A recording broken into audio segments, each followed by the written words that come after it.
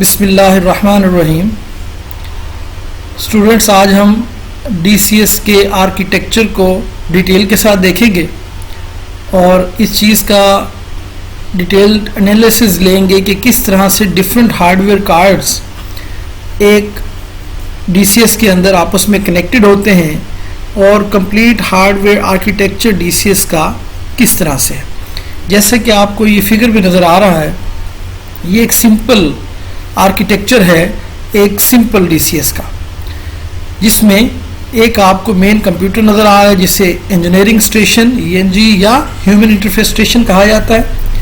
और ये engineering station या कंप्यूटर सिंपल अल्फाज में अगर हम कहें तो ये कंप्यूटर जो है वो दो कम्युनिकेशन रूट्स के थ्रू, यानी दो रिडंडेंट कम्युनिकेशन मीडिया यूज़ किए जाते हैं। एक भी यूज़ कर सकते हैं, उससे काम चल जाएगा, लेकिन दो इसलिए यूज़ किया जाते हैं कि अगर एक डैमेज हो जाए, एक आउट ऑफ ऑर्डर हो जाए, काम करना छोड़ दे, तो दूसरा वर्किंग में आ जाए।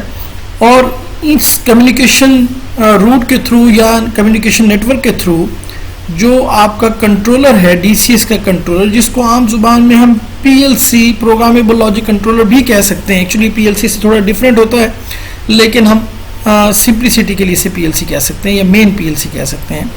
तो ये कंप्यूटर जो है उस मेन PLC के साथ या उस मेन DCS के साथ, मेन DCS के कंट्रोलर के साथ इंटरफेस होता है इस कम्युनिकेशन मीन्स के थ्रू, कम्युनिकेशन रूट नेटवर्क के थ्रू। ये एक सिंपल आर्किटेक्चर, ये बहुत सिंपल अगर DCS की बात की जाए तो कुछ इस तरह से। तो आज हम डिटेल्ड डिस्कशन करेंगे about this DCS, simple DCS architecture, और इसमें तमाम कार्ड्स के आपस में कनेक्टिविटी को डिस्कस करेंगे। लेकिन इससे लेक्चर स्टार्ट करने से पहले हम कुरान पाक की एक आयत का तर्जुमा देखते हैं। शुरू करता हूँ अल्लाह के नाम से जो बड़ा मेहरबान निहायत रहम वाला है। आसमान और ज़मीन में जो है सब अल्लाह ताला की तस्बीह कर रहे हैं, वो ज़बरदस्त बाहिकमत है। आसमान और ज़मीन की बादशाहत उसी की है, वही ज़िंदगी देता है और मौत भी, और वो हर चीज़ पर कादिर है। वही पहले है और वही पीछे है, वही बाद में, वही ज़ाहिर है और वही मख्फी, और वो हर चीज़ को बखूबी जानने वाला है। जी, लेक्चर का आगाज़ करते हैं। इस लेक्चर को स्टार्ट करने से पहले अगर आप इस कैबिनेट को देखें, ये कैबिनेट की पिक्चर है जो किसी DCS का कैबिनेट होता है। उस कैबिनेट का अगर डोर ओपन करेंगे तो आपको अंदर इस तरह का स्ट्रक्चर नज़र आएगा। और इस स्ट्रक्चर को समझने के लिए एक छोटी सी वीडियो को हम पहले उसको ऑब्जर्व कर लेते हैं, उसके बाद फिर आगे चलते हैं। ये वीडियो आपको नज़र आ रही है। इसमें अगर हम यहाँ से पास करें और देखें कि ये जो चीज़ है ये आपका वही कंट्रोलर मॉड्यूल है जिसको हम सिंपल DCS कह रहे थे, जो कि इन येलो वायर और ये ब्लू वायर के थ्रू, यानी दो कम्युनिकेशन मीन्स के थ्रू कनेक्टेड होंगे।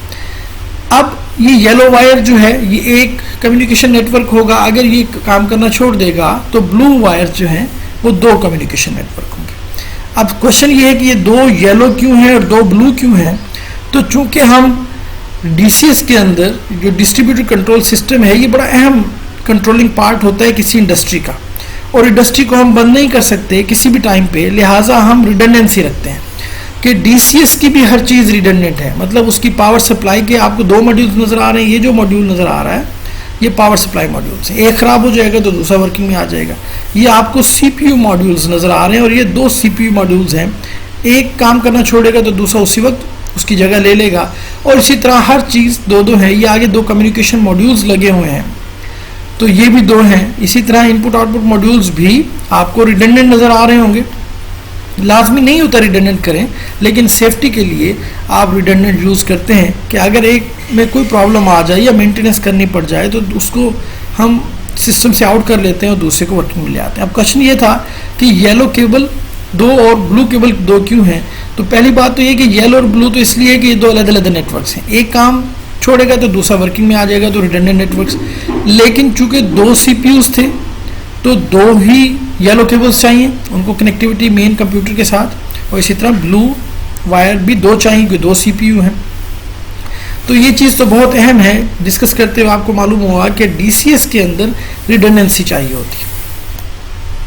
तो स्टूडेंट्स आपने देखा कि ये मेन जो है DCS का मॉड्यूल है। इससे आगे चलते हैं। इस तरह के नीचे सब मॉड्यूल्स आप एक कैबिनेट में यूजुअली 5 तक लगा सकते हैं। योकोगावा जो कैबिनेट होता है उसमें 5 तक सब मॉड्यूल्स टोटल होते हैं, यानी लेकिन इससे कम या ज़्यादा किया जा सकता है, depends upon the requirement and cabinet size.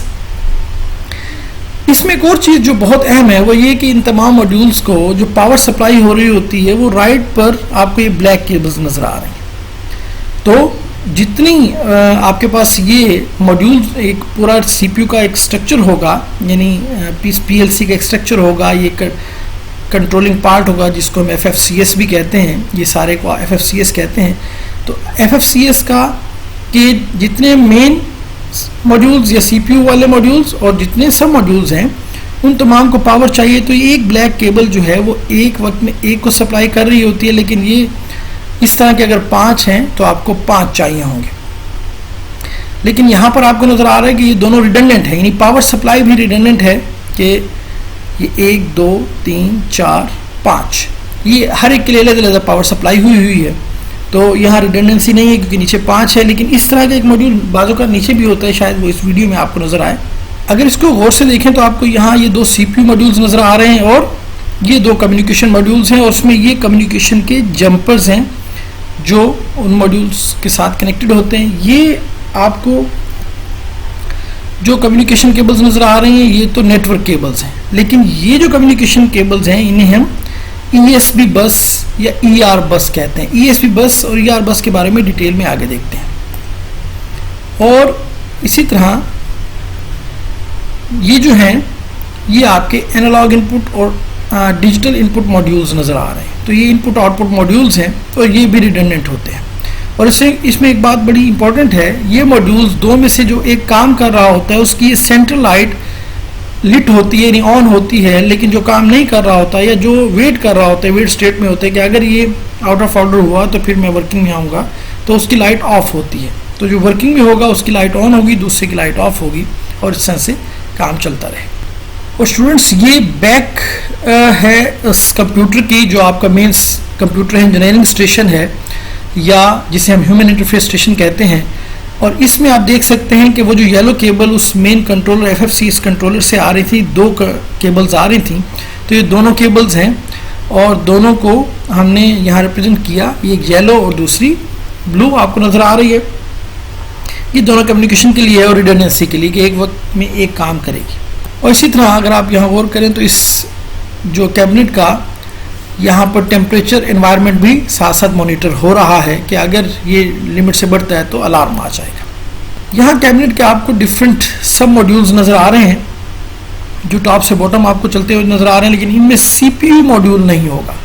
यहाँ जस्ट पावर सप्लाई और आपके ES या ER का बस को कनेक्ट करने वाले कम्युनिकेशन मॉड्यूल्स तो हैं, लेकिन CPU मॉड्यूल नहीं है। CPU मॉड्यूल सिर्फ कैबिनेट के एक फर्स्ट जो पार्ट है, फर्स्ट ट्रे या फर्स्ट अरे में आपको नज़र आता है। इसके बाद नीचे सारे उसके सब मॉड्यूल्स होते हैं, स्लेव मॉड्यूल्स होते हैं। मेन जो पहला है वो मास्टर मॉड्यूल होता है, जिसके मास्टर कंट्रोलर होता है जो उस कैबिनेट के अंदर मौजूद होता है, जो तमाम कैबिनेट के सब मॉड्यूल्स को कंट्रोल कर रहा होता है। तो ये आपको यहाँ नज़र आ रहा है कि सारे इनपुट आउटपुट मॉड्यूल्स हैं, ये एनालॉग इनपुट मॉड्यूल्स हैं, आउटपुट मॉड्यूल्स हैं, और ये डिजिटल इनपुट आउटपुट मॉड्यूल्स हैं। एनालॉग इनपुट आउटपुट मॉड्यूल में आपके पास ये फ्लेक्सिबिलिटी होती है कि आप उन वायर्स को जो एनालॉग सिग्नल्स लेके आ रहे हैं उन्हें यहाँ डायरेक्ट कनेक्ट कर सकते हैं, और सेंसर से अगर एनालॉग सेंसर है तो जो डाटा आएगा वो यहाँ हम कनेक्ट कर देंगे, लेकिन जो डिजिटल डाटा आ रहा होता है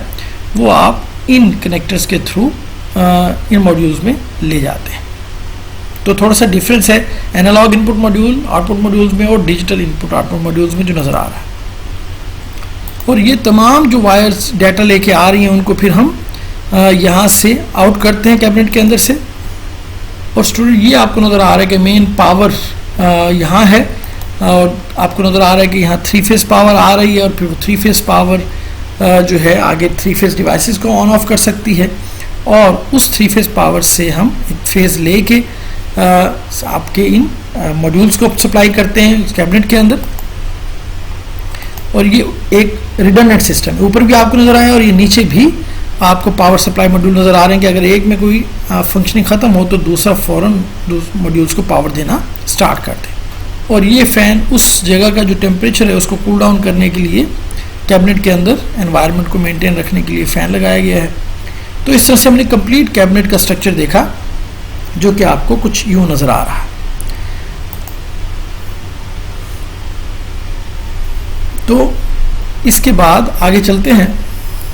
ये जो हमने मॉड्यूल्स देखे थे, जनरल आर्किटेक्चर देखा था, उसमें हमें 2 कम्युनिकेशन केबल नज़र आई थी और उसके बाद मेन कंट्रोल सिस्टम था या कंट्रोलर था या पीएलसी था उस डीसीएस का। तो इसको ज़रा समझते हैं। सबसे पहले हम इन कम्युनिकेशन केबल्स की तरफ या कम्युनिकेशन नेटवर्क को समझते हैं और फिर कम्युनिकेशन नेटवर्क से आगे हम जाते हैं पीएलसी या डीसीएस के मेन कंट्रोलर की तरफ, जिसे एफएफसीएस कंट्रोलर कहते हैं।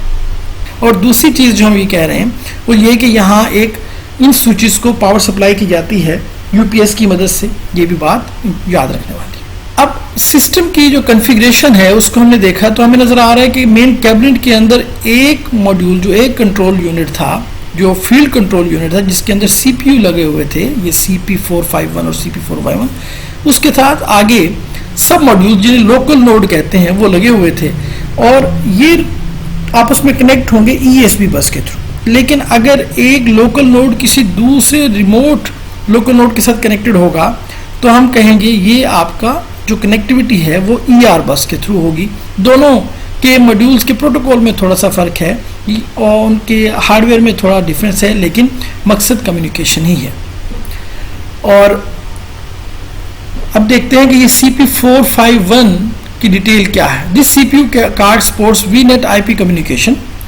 Other hardware specifications such as processor and the main memory size are the same as those of the CPU card 401 of the FFCS. यानी इसमें जो लगा हुआ माइक्रो कंट्रोलर है या कंट्रोलर कार्ड है वो कम्युनिकेशन को सपोर्ट करता है VNet और IP के साथ, IP कम्युनिकेशन के साथ, जबकि जो लोकल नोड होते हैं उनमें ये कंट्रोलर या CPU कार्ड नहीं होता। ये आपकी एक कैबिनेट की जो कम्युनिकेशन है डाटा वो सारा किसी दूसरी कैबिनेट से जब करवाना होगा तो उस वक्त कम्युनिकेशन की ज़रूरत पड़ती है over the IP protocol, VNet protocol या IP प्रोटोकॉल, और जिसे हम ये कहते हैं कि ये कम्युनिकेशन नेटवर्क है VNet IP। तो वहाँ पर हमें कम्युनिकेशन मॉड्यूल चाहिए होगा जो कि सिर्फ CPU प्रोवाइड करता है। लोकल नोड में CPUs नहीं होते, वो ESP बस के थ्रू आपस में कनेक्टेड होते हैं। और the VNet IP bus is directly connected to the RJ45 connector, जैसा कि हमने ये फिगर में देखा, ये RJ45 कनेक्टर कहलाते हैं, जो आपके सिंपल कंप्यूटर के अंदर भी जब हम किसी नेट के साथ कार्ड केबल लगाते हैं, नेट केबल लगाएं कंप्यूटर में, तो जो कनेक्टर होता है उसे RJ45 कनेक्टर कहते हैं।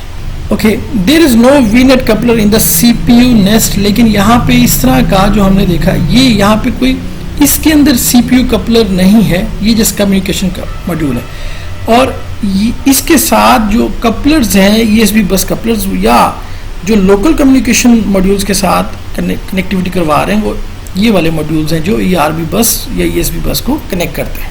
आगे चलते हैं।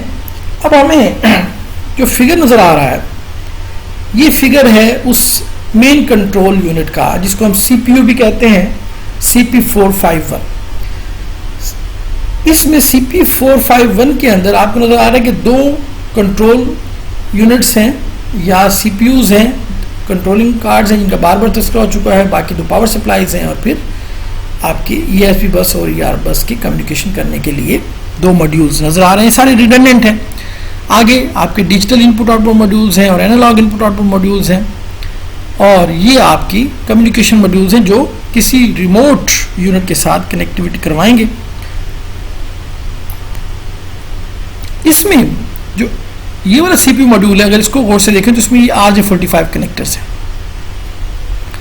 और इनकी बैक साइड से एड्रेस सेटिंग होती है कि ये तमाम जो CPUs हैं, ये तमाम मॉड्यूल्स हैं, इनका एड्रेस होता है जो फिजिकली हम सेट करते हैं डिप स्विचेस की मदद से, जो आगे जाके हम देखेंगे। इनकी एप्लीकेशन कैपेसिटीज जल्दी से देख लेते हैं। नंबर ऑफ नोड्स आपको मालूम होना चाहिए कि FFCSL के अंदर 4 नोड्स होते हैं। अगर वो जनरल पर्पस है एक्सपेंडेड होगा तो उसमें 15 नोड तक हो सकते हैं। नोड से क्या मुराद है, जो हमने फिगर देखा था, ये आपका एक नोड कहलाता है।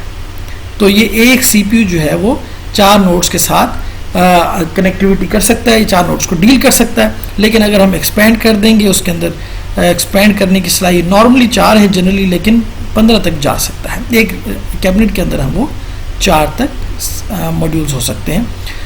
और नंबर ऑफ स्लॉट्स जो हैं वो यूजुअली 8 होते हैं, और 2 स्टार से मुराद ये है कि an expanded node is use the number of slots of FCU node is 6, उसमें वो नंबर ऑफ स्लॉट्स फिर 6 हो जाएंगे, क्योंकि 2 स्लॉट्स की जगह फिर हमें वो एक्सपेंड करने वाला कम्युनिकेशन कार्ड लगाना होगा, ताकि हम किसी दूसरी कैबिनेट के साथ के अंदर वो मॉड्यूल्स की एक्सपेंशन कर सकें। तो फिर हमें 6 आपको स्लॉट्स देने होंगे, यानी इनपुट आउटपुट स्लॉट्स की तादाद बाकी फिर 6 रह जाएगी। तो ये तमाम जो इनपुट आउटपुट मॉड्यूल्स हैं जो स्लॉट्स में लगे होंगे, उनमें total number of analog input output जो वो डील करेगा आपका DCS, वो 480 एनालॉग सेंसर से डाटा ले और दे सकता है। और इसी तरह 1920 डिजिटल इनपुट आउटपुट से डाटा ले और दे सकता है 4 आपके नोड्स के साथ। लेकिन अगर 15 नोड्स होंगे तो फिर तादाद बढ़ जाएगी। और इसी तरह बाकी फीचर्स हैं, तो इनको हम तो configuration of a control system with FFCS देखते हैं।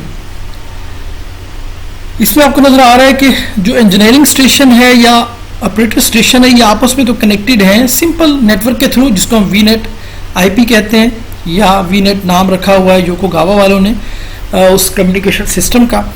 और ये कम्युनिकेशन सिस्टम में आपको मालूम होना चाहिए कि कुछ स्विचेस होते हैं। स्विच एक हार्डवेयर होता है, ये हार्डवेयर का नाम स्विच रखते हैं, जिसमें वो हम केबल्स को कनेक्ट करते हैं और वो स्विच एक का डाटा लेके दूसरे को सेंड करता है। और ये रिडंडेंट है, यानी 2 बसेस बनाई जाती हैं, 2 आपको अलग-अलग रूट्स दिए जाते हैं कि एक वर्किंग छोड़ेगा तो दूसरे से डाटा आना शुरू हो जाएगा। पहले डिस्कस हो चुका है। ये जो आपका इंजीनियरिंग या ऑपरेटर स्टेशन है, ये उस मेन DCS के कंट्रोलर के साथ काम कर रहे होते हैं, जिसे फील्ड कंट्रोल यूनिट भी कहते हैं या FCU कहते हैं। और ये फील्ड कंट्रोल यूनिट आगे सिंपल लोकल नोड्स के साथ कनेक्टिविटी कर रहा होता है या ESB बस के थ्रू। और अगर ये एक ही कैबिनेट में है और अगर एक कैबिनेट से किसी दूसरे कैबिनेट, दूर वाली कैबिनेट में कोई मॉड्यूल मौजूद है जो लोकल नोड है, तो वो ER बस के थ्रू कनेक्टिविटी होती है। ESB बस का मतलब है एक्सटेंडेड सीरियल बैकबोर्ड बस, और ER बस का मतलब है एनहांस्ड रिमोट बस। और जब हम EB401 यूज कर रहे होते हैं एज अ सिंगल इंस्टॉल करते हैं इसको ऑड स्लॉट में, अगर यानी एक ही हमारा ESB मॉड्यूल हो जो कि EB401 मॉड्यूल कहलाता है, तो फिर ये इस मॉड्यूल को जो कम्युनिकेशन मॉड्यूल होता है इसे EB401 कहते हैं। जब हम एक यूज़ करते हैं तो फिर हम एक ही स्लॉट उसकी जगह लीव करते हैं और एक को खाली छोड़ देते हैं साथ वाले को, जैसे कि हम पहले फिगर में तस्करा कर चुके हैं कि आपके जो मॉड्यूल्स होते हैं ये EB501 या EB401, ये वही मॉड्यूल्स हैं जो कम्युनिकेशन के लिए यूज़ हो रहे हैं, यानी कि ये वाले। अगर आपका एक हो तो फिर एक, अगर आप यूज़ कर रहे हैं रिडंडेंट यूज़ नहीं करें तो एक को खाली छोड़ देंगे, सिंपल बात है। लेकिन अगर दोनों यूज़ करें तो रिडंडेंसी अच्छी बात है, तो उससे सेफ्टी बढ़ जाती है। तो आगे चलते हैं जी। अब इंस्टॉलेशन जो है इनपुट आउटपुट मॉड्यूल्स की कैसे होगी, और ये डुअल रिडंडेंट होती है, पहले भी तस्करा हो चुका है कि ये इनपुट आउटपुट मॉड्यूल्स जो हैं वो 2-2 करके लगाए जाते हैं। एक वर्किंग में होता है और दूसरा डमी होता है। तो इनपुट एनालॉग भी हो सकते हैं और डिजिटल भी हो सकते हैं। अगर आप एनालॉग इनपुट मॉड्यूल सिर्फ एक ही यूज़ कर रहे हो और दूसरे यूज़ ना कर रहे हो, तो फिर उनके ऊपर एक कवरिंग कार्ड लगा दिए जाते हैं, जिसको हम प्रोटेक्शन कहते हैं कि प्रोटेक्शन ऑफ एम्प्टी स्लॉट हम करते हैं। और उस कवर का नाम हम ADC V01 कवर रखते हैं to protect the empty slots. लेकिन अगर दोनों यूज़ करें तो वो कवर हटा के हम उस मॉड्यूल लगा देते हैं, इनपुट आउटपुट मॉड्यूल, ताकि वो हमें रिडंडेंसी मिल सके। और dummy cover for the power supply module जो है वो प्रोटेक्ट करता है ADV2 पावर सप्लाई का में भी 2 मॉड्यूल्स हैं। अगर एक पावर सप्लाई लगाएंगे तो दूसरी को हम दूसरी नहीं लगाने की सूरत में उसके स्लॉट को कवर कर देंगे। फीड कंट्रोल यूनिट को अब आपने अच्छी तरह समझ लिया और उसमें आपका जो स्ट्रक्चर है वो हमने इसको फिगर में यहाँ भी देख लिया कुछ। ये तो ये फील्ड कंट्रोल यूनिट है, उसके मुख्तलिफ पार्ट्स को डिटेल से समझ लिया है, जिसको हमने यहाँ मेंशन किया है इस स्लाइड के अंदर। यहाँ एक बात समझने वाली है कि इस फील्ड कंट्रोल यूनिट के अंदर ये वाला हिस्सा केबल ट्रे होता है, जहाँ सारी केबल्स आके कनेक्ट हो रही होती हैं, यानी यहाँ से लीव या कनेक्ट करनी है जो इनपुट आउटपुट मॉड्यूल्स की हैं, तो इसे केबल ट्रे कहते हैं। और ये एक्सटर्नल इंटरफेस यूनिट है कि इस कार्ड की जो ट्रे है इससे हम कुछ पावर वगैरह जो है जो कनेक्ट करनी है, जो इस कंट्रोलर कार्ड को देनी है इस कंट्रोल यूनिट के सीयू को, फील्ड कंट्रोल यूनिट को, वो यहाँ से हम कनेक्टिविटी करवा रहे हैं। अब क्या क्या कंपोनेंट्स हैं उसको हमने देख लिया कि एक पावर सप्लाई मॉड्यूल होते हैं 2, और पावर सप्लाई मॉड्यूल जो है वो 110 या 220 वोल्ट के हो सकते हैं, और अगर डीसी पावर सप्लाई मॉड्यूल है तो उन 2 पावर सप्लाई मॉड्यूल्स में से अगर वो डीसी पीएलसी है, डीसी कंट्रोल यूनिट है, तो हम डीसी पावर सप्लाई यूज़ करेंगे। अगर वो एसी पीएलसी है जो एसी करंट पे काम कर रही है, तो उसमें यानी वो अपने इनपुट आउटपुट मॉड्यूल्स को जो पावर भेज रही है वो अगर वो एसी पावर है, यानी 220 वोल्ट का आउटपुट भेज रहे हैं या इनपुट ले रहे हैं मॉड्यूल्स के अंदर, तो फिर 220 वोल्ट की पावर वोल्टेज यूज़ करेंगे। और प्रोसेसर मॉड्यूल्स 2 होते हैं, रिडंडेंट होते हैं, जिनका हमने नाम पहले बता दिया। एक्सटर्नल इंटरफेस यूनिट होता है जो नीचे लगा हुआ है। ईएसपी बस कपलर मॉड्यूल होता है जो उस रैक के अंदर लगता है, और अगर ये इस कपलर के साथ बस इंटरफेस मॉड्यूल होता है जो इंटरफेस करवाने में यूज़ होता है, यानी आपका एक रिसीविंग एंड है और एक सेंडिंग एंड है, और ईआर बस भी इसी तरह मास्टर और स्लेव मॉड्यूल्स होते हैं। ये मास्टर स्लेव से मुराद वही आपकी रिडंडेंसी ही है। तो कुछ जो मेन आर्किटेक्चर आपको नज़र आ रहा है वो कुछ इस तरह का है कि आपके पास फील्ड कंट्रोल यूनिट और उसके बाद डिफरेंट लोकल नोड्स होंगे उसी कैबिनेट में लगे हुए, लेकिन अगर वो कैबिनेट किसी दूसरे कैबिनेट के साथ कनेक्ट कर रही है तो फिर हमें ईआर बस यूज़ करनी पड़ेगी, रिमोट। इन तमाम से जो डाटा आ और जा रहा होता है वो आपके सेंसर्स की तरफ से डाटा आ रहा है और सेंसर को डाटा जा रहा है, चाहे वो मेन फील्ड कंट्रोल यूनिट है उसकी इनपुट आउटपुट मॉड्यूल्स हैं या लोकल नोड से जो इनपुट आउटपुट लिया जा रहा है वो सारा सेंसर से डाटा आ रहा है और जा रहा है, या एक्चुएटर्स से डाटा, एक्चुएटर्स की तरफ डाटा जाता है, आउटपुट डाटा। अब जो ईएसपी बस है उसकी कुछ स्पेसिफिकेशन इस तरह की हैं कि ट्रांसमिशन पाथ की जो स्पेसिफिकेशंस हैं कि उसमें बस टोपोलॉजी होती है और रिडंडेंसी अवेलेबल होती है, 128 मेगाबिट्स पर सेकंड की स्पीड तक दे सकती है आपकी इस योकोगावा की जो हम मॉडल पढ़ रहे हैं उसके अंदर 128 मेगाबिट्स पर सेकंड की ट्रांसमिशन स्पीड होती है। इतनी स्पीड तक का डाटा हम सेंड कर सकते हैं।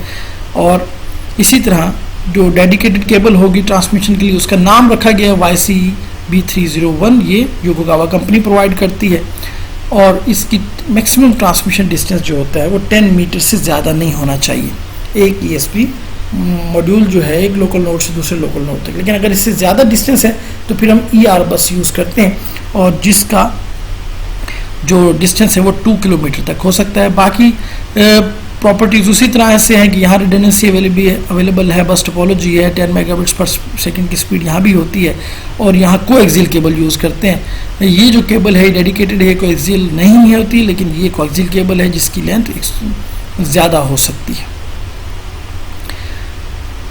कि power supply module is provided with an approximately 1 meter long power cable with a connector one end on one end, यानी 1 मीटर तक की आपके पास पावर केबल होती है जो हमने पहले भी इसमें देखा वीडियो में कि यहाँ से पावर आ रही होती है और बैक एंड पे वो पावर सप्लाई मॉड्यूल के साथ कनेक्ट हो रही होती है जो 110 या 220 वोल्ट है, और इसी तरह डीसी पावर सप्लाई भी सप्लाई की जा रही होती है 24 वोल्ट की केस में, तो वो डीसी पावर सप्लाई भी मॉड्यूल्स की शक्ल में कनेक्टेड होती है। तो स्टूडेंट्स हमने अब तक कनेक्टिविटी ऑफ मॉड्यूल्स देखी, लेकिन अगले लेक्चर में हम functions of modules and units in FFCL यानी फील्ड कंट्रोल स्टेशन में या कैबिनेट के अंदर जो डिफरेंट मॉड्यूल्स हैं उनकी फंक्शंस को डिटेल से स्टडी करेंगे, जो कि हमें यहाँ फील्ड कंट्रोल यूनिट या कैबिनेट में नज़र आ रहे हैं। इनको हम डिटेल से इंशाल्लाह इनके फंक्शंस को स्टडी करेंगे। तो आज के लिए इतना काफ़ी है। Thank you. Please subscribe the channel, ताकि जो सब्सक्राइबर्स हैं वो जब 1000 हो जाएंगे तो मैं लाइव लेक्चर दे सकूँगा। बहुत शुक्रिया।